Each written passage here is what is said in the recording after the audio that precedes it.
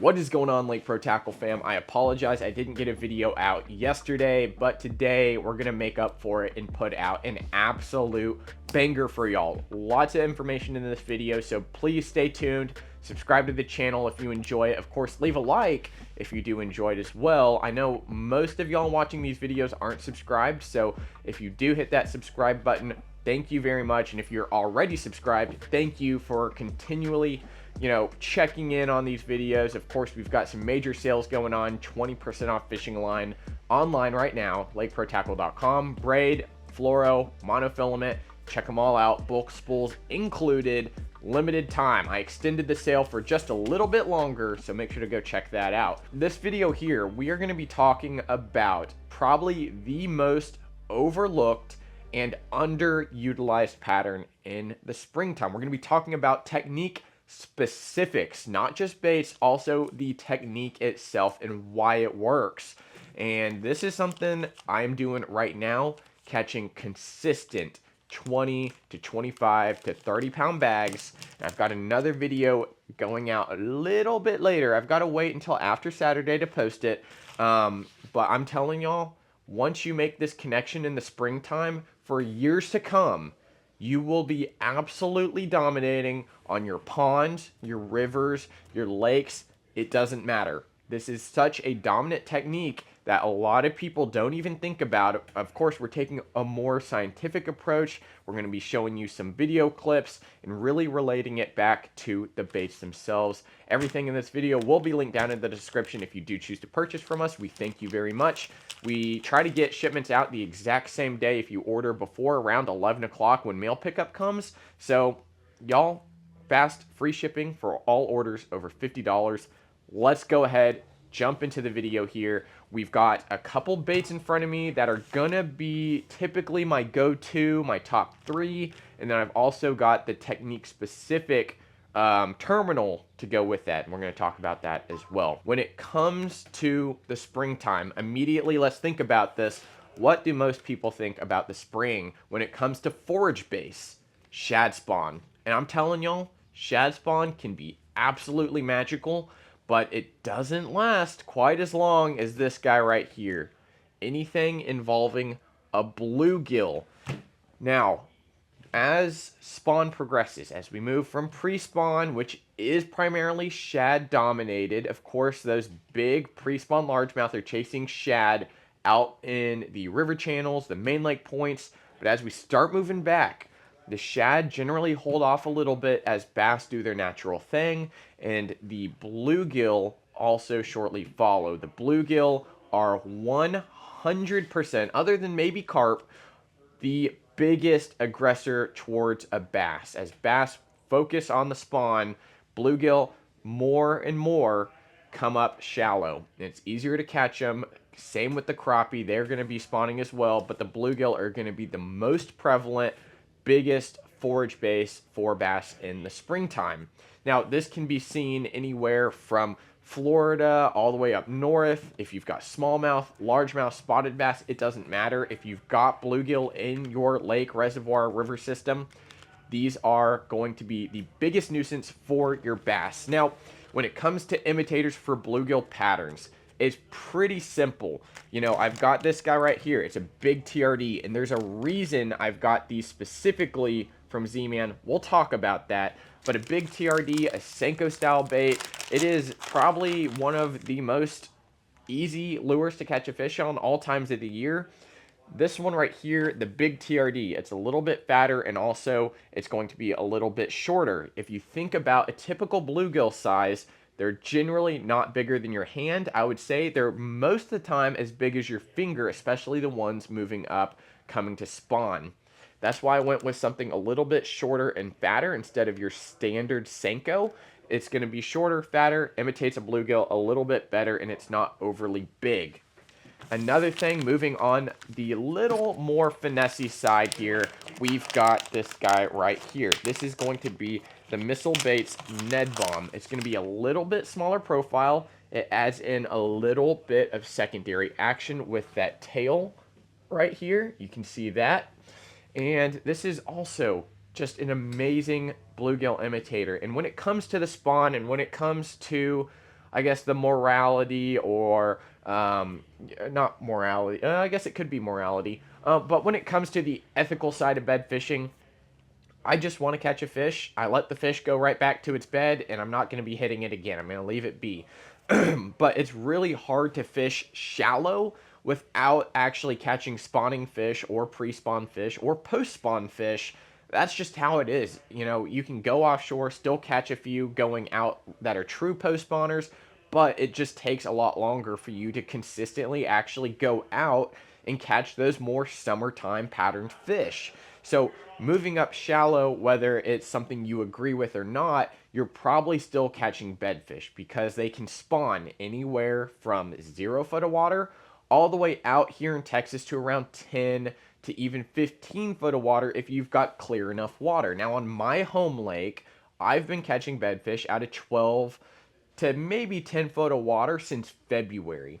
I've now moved a little bit shallower towards the normal spawning water, which is around 3 to 6 foot of water, and catching an absolute ton of them on these baits here. The Ned Bomb as well as the Fat TRD. Now, when it comes to actual really good bluegill imitators, of course, you've got to throw in the G-Crack. Whether it's the Bellows Shad or Bellows Gill, these guys right here are amazing at imitating a bluegill because they are literally shaped like a bluegill or a shad, whatever color you have. And I typically keep it in the green pumpkin, the watermelon, Alabama craw, maybe add in a little bit of orange sometimes. Black and blue can work as well. But when it comes to these bluegill imitators, all of them are typically going to be around the same size, maybe no bigger than your middle finger if you've got bigger hands. Like, this is the biggest thing I will throw up there most of the time.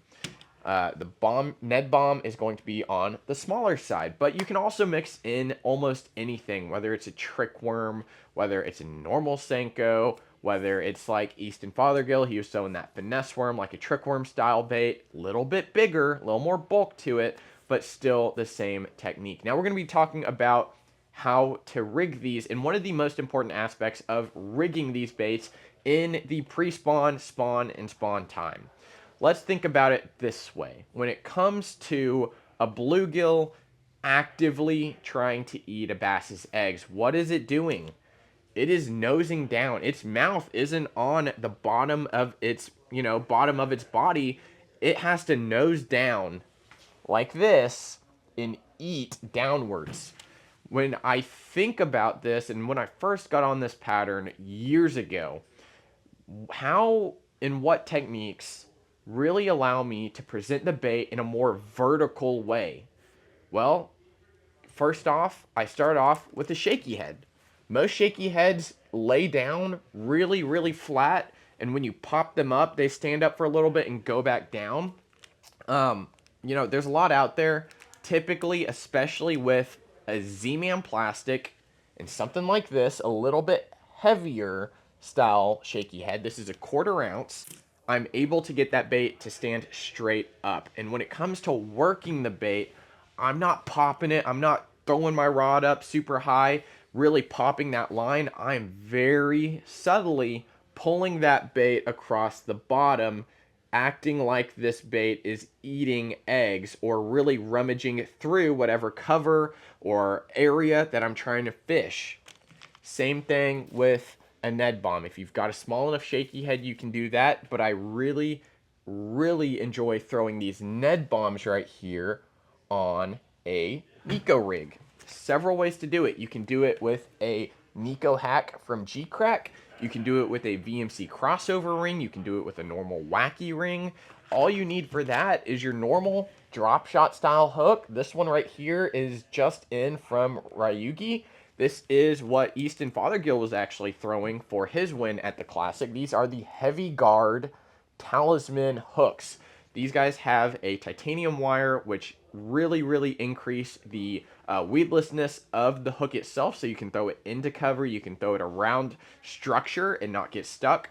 The other thing you're going to need is a nail weight. We've got several different types from several different companies. One of my favorite is just the lead ones. They're a little bit cheaper, as well as you can break them to find the exact sink rate, the exact heaviness that you need. So typically I go with the 3/32 and kind of just break them down to where I need to go and what I really need them to do. Of course, almost all companies now, whether they make the hooks, they also have weights. So choose whatever company fits your preference. And with this guy right here, the big TRD, you can do the exact same thing. You can Nico rig it, but each technique is going to really allow these baits to really be fished to their maximum potential, where it's not laying on the bottom flat. Like if you throw a wacky rig, though it may be effective, especially for post spawners, if you've got active fish really protecting an area, whether they're fry guarding, guarding the bed, or at least making the bed, you know, being in an aggressive stance is going to be one of the most important things you can do. When it comes to the bellows shads, bellows gills, I typically Nico rig this. I don't have a lot of shaky heads with a big enough gap to really get through a lot of these ribs. I know I said the hookup ratio is really good, especially with like an EWG Texas rig or a flipping hook. However, with these, I'm almost exclusively going to be Ned rigging them, or Nico rigging them like that. And whatever hook of your choice, again, these talisman are absolutely super awesome, super strong, made for thicker cover. I also love the spear point hooks. Those are going to be generally my go-to, especially in the more spawn times of the year and post-spawn times, where those fish really just mouth your bait. They don't really try to kill it unless, you know, that fish is actively, or bait is actively trying to mess with their beds. Now, when it comes to that, you know, a lot of the time they just kind of push the bait out of the way. The spear point, it allows me to get a good hook in them and keeps them locked on. And that's another thing too, when you're fishing this time of the year, make sure that fish is on. Once you feel that bite, don't immediately set. Think of it like a frog fishing, where you get that bite, you got to check them. Give it a good 1, 2, and then keep pulling it. You don't want to let it go slack. You just kind of barely keep tension. If you keep pulling and he's still there, then you set the hook, because you know that bait is in its mouth. If you really just have that bait, you know, and you're going and you immediately set the hook, a lot of the times you pull that bait and the hook out of that fish's mouth. So that is one of the biggest reasons a lot of people also lose fish during the springtime of the year, because they don't check that fish. They don't get a good hook in them. So make sure you keep that in mind. Now that we've kind of run through these different techniques with the Nico rig, shaky head, again, you want to keep these baits vertical as possible. If that means using a heavier weight, if that means, you know, rigging your Nico rig a little bit different, and I've done a video on this, instead of Nico rigging towards the bottom of your bait down here, Nico rig your bait at the top.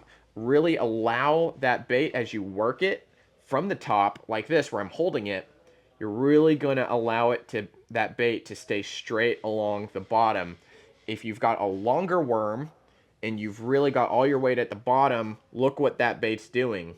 Right where you're pulling it, you know, even though this is a more buoyant material, you know, you're pulling it and that tail or that other piece of the bait is going to be flopping around. So if you really allow that bait to get the maximum potential out of it, you can do some serious damage.